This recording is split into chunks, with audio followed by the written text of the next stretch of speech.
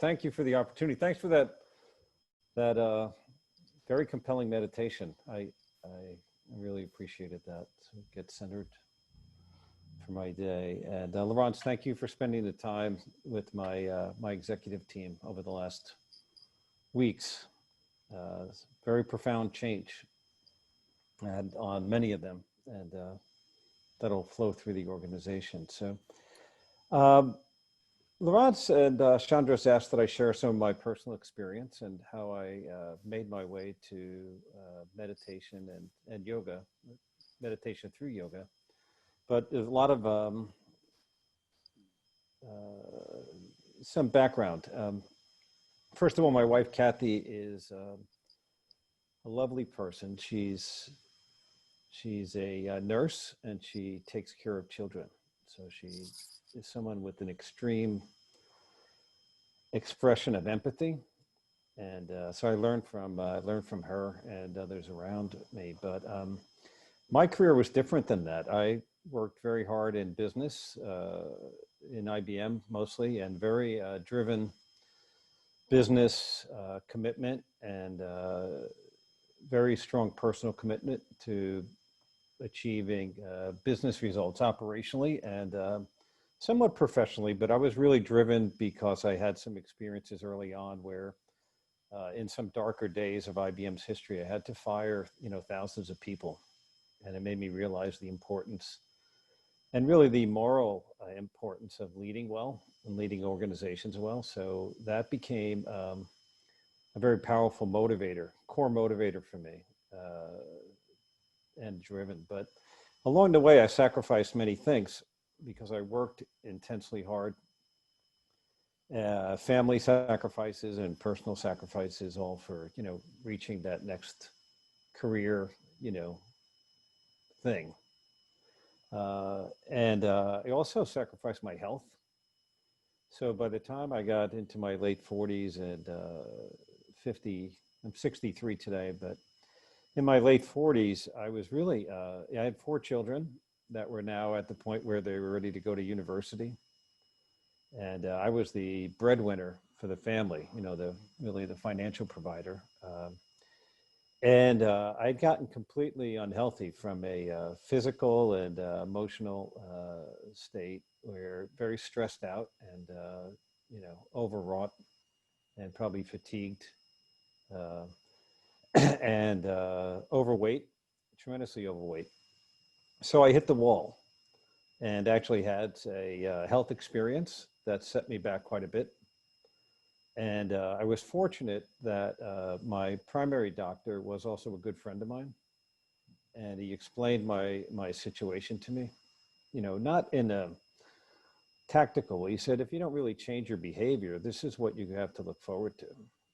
And you think you're the provider, but you're actually going to become the dependent from your family, and they'll need to be taking care of you, and you'll have a shorter life, and all the other things that come from that. So that was a real awakening for me, and I took that on board, and with some help, got into much better shape physically, and sort of corrected my excesses and my problem. I still work very hard, but I got to a better balance, I would say, through exercise and diet and other things. But it's a long way of saying what actually happened was my wife introduced me to yoga. And I found through then starting to practice yoga, and the type of yoga that we practice, a hatha yoga called Kripalu yoga, happened to have an ashram near where we lived in Connecticut. And it really is intended not as a form of exercise. It's really focused a lot on breath work, like we just went through, and use the sanas and the movements to actually open energy pathways. But most of all, the goal through all of that is to quiet your mind to get to the point where you could be to a restful state and be very centered and connected with your mind and body together, and the spirituality in that, and then to meditate. And I found that experience as you grew into it, becoming able to rest my thinking mind and get more in touch with my intuitive mind, and then to actually form a sort of a witness, self-witness, and be aware and actually think of your mind working and what you're experiencing. That was extremely powerful for me in a way that was much more powerful than what I did physically to get well again. And it actually sustained me and got me to a much better place. So I found that that was maybe 15 years ago. And I deepened my practice that way in yoga and meditation. And, um, and then I left sort of the working world that way. And I had more time and decided to pursue things that I was more passionate about. And one of them was then to go back and study deeper into yoga, mostly thinking for my own self practice and development. And then what I realized that through that was my experience that I actually could help others that were similarly situated. There's a lot of people that, particularly men, I think, who have this need to prove themselves, at least in the United States, through business and achievement and that way. And they actually lost track of this and became unhealthy. And they were reaching the same type of age where it was actually problematic, but they didn't know how to deal with it. So I started practicing yoga and then teaching yoga for men and new practitioners, but all from that type of experience to try to help others. And I realized that that's what I actually learned from my wife, was that if you could help others and share a more human way, then that really was the intent. And that actually was a way to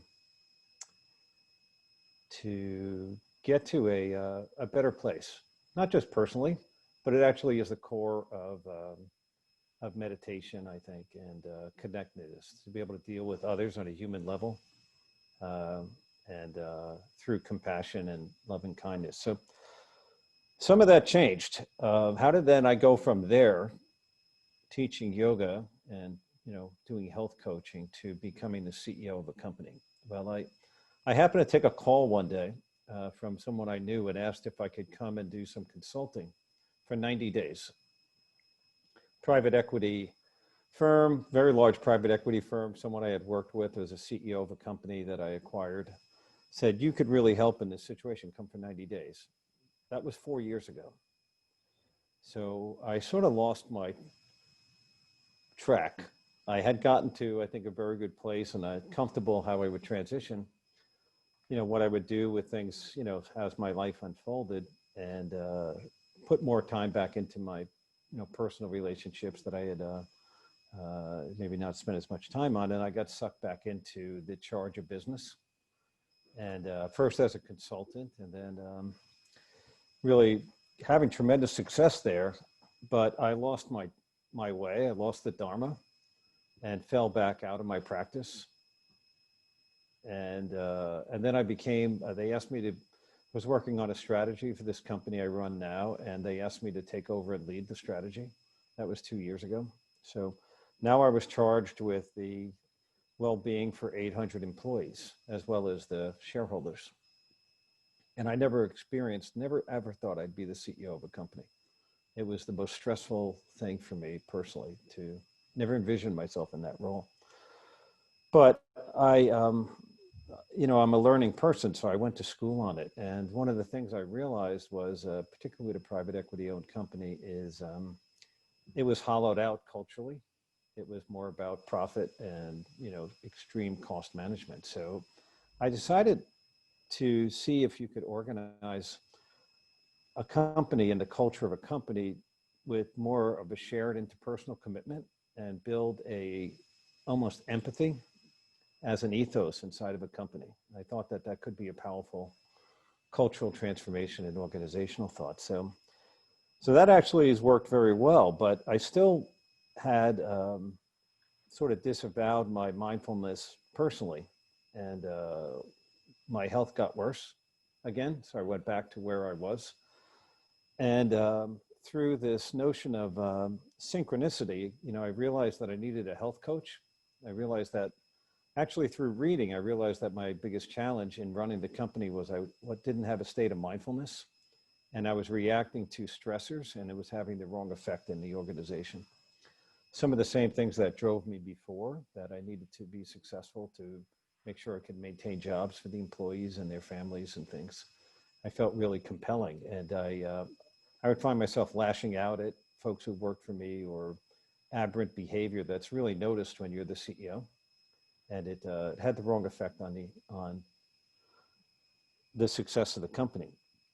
So I found a health coach, and interestingly enough, not more than 100 meters from my office, I could look out the window, and I found a health center inside of an office complex that was run by physicians who practiced holistic medicine, both Western and Eastern medicine, and it was integrated with a yoga studio. And I couldn't believe, so synchronicity, it was that close to my office. So I quickly went and got engaged with them, and through, say physical wellness techniques, but also mindfulness and reinvigorating my yoga practice, I got back to a much better place. So now sort of regained my physical health, and then started my yoga practice again, just personally, and then my meditation practice more fully. And through a further act of synchronicity, became reacquainted with Laurence, who's obviously now heavily involved with this Buddha CEO, Quantum Foundation, and mindfulness. And we started having this dialogue, and realized that there was a reason that we got back together, and she was able to come and help me, and then help my executives sort of get to a very good place. And it's been a sort of a circular journey, or a cyclical journey. And now I feel like I'm back to a place where practicing my meditation now for months on a daily basis, and realizing that if I concentrated my meditation, it could help quiet my mind. But lately I've been rereading some books, some yoga books I was fond of, and then books by the Dalai Lama, and realized that the way to manage my anger on these triggers, which even though they were well placed, I was thinking about the well-being of people, was that I needed to concentrate my meditation on compassion and loving kindness. And if you could do that, then that was the best antidote for anger and sometimes hate. So I've been doing that, and it's actually been very successful. Not say for me, but for the people that work for me. And we've gotten to a much, finally gotten to the point where we have the right shared culture and, wellness within the team. So it sort of allowed us to synergize. So anyway, that's the story I thought to share. That's where I've gotten to today, and feel very pleased to be able to join your meditation practice this morning, have the benefit of the organization that you formed, and to share that little piece of personal history.